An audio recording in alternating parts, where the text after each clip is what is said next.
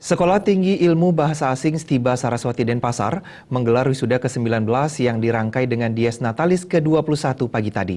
Stiba Saraswati Denpasar berkomitmen tetap menghasilkan lulusan yang berkualitas dengan peningkatan sumber daya manusia dan sarana prasarana.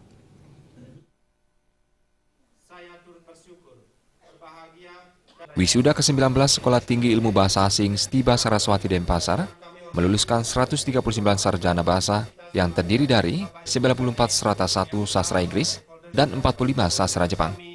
Ketua Stiba Saraswati Denpasar, Iko Mang Sulastra berharap para wisudawan dapat mengaplikasikan dan mengamalkan ilmu yang diperoleh bagi masyarakat, bangsa, dan negara. Wisuda merupakan momentum awal dari sebuah proses yang lebih berat, yaitu pengaplikasian ilmu untuk meningkatkan kualitas diri dan lingkungan. Wisudawan dituntut memiliki nilai kompetitif dan etos kerja yang baik dalam merebut peluang, serta dituntut mampu menyeimbangkan hard skill dan soft skill.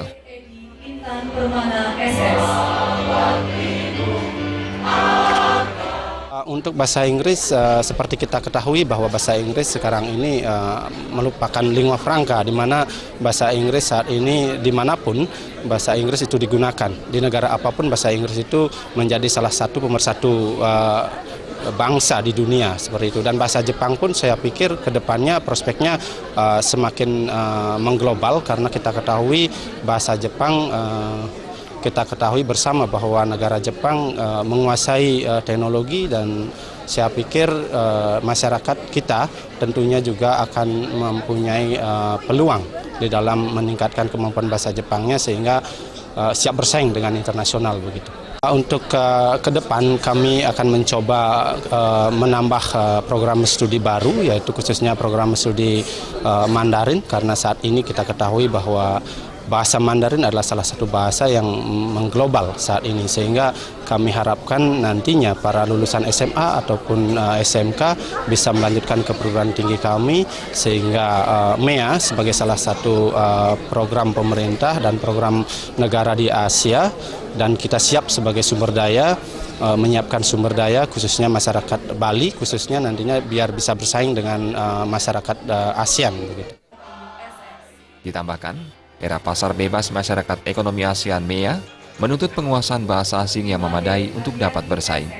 Sulastra optimis, lulusannya mampu bersaing tidak hanya di dalam negeri, tetapi juga mampu merebut peluang di luar negeri.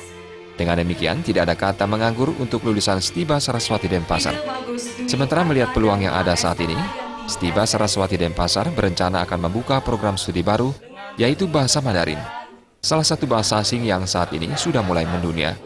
Pada kesempatan tersebut, tampil sebagai lulusan terbaik dari program studi sastra Jepang diraih Ketut Gede Susandika dengan IPK 3,88 dan program studi sastra Inggris diraih Niputu Purnama Dewi dengan IPK 3,77.